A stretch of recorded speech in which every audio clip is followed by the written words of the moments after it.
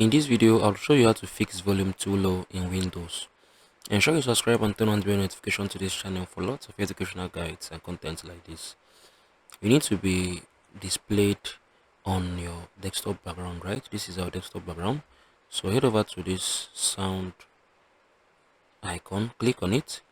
Once you have clicked on it, you can come on here and adjust your sound to be too high, right? So but on a normal basis, it's always preferred to be on this 55%, right? So this is basically how you can fix your volume too low in Windows or PC. If you found this video helpful, share your thoughts below in the comment section. If you got any questions you want to ask, feel free to share your thoughts as well in the comment section. This is basically one of the easiest ways you can fix these issues here on your Windows. I'll see you guys in the next one.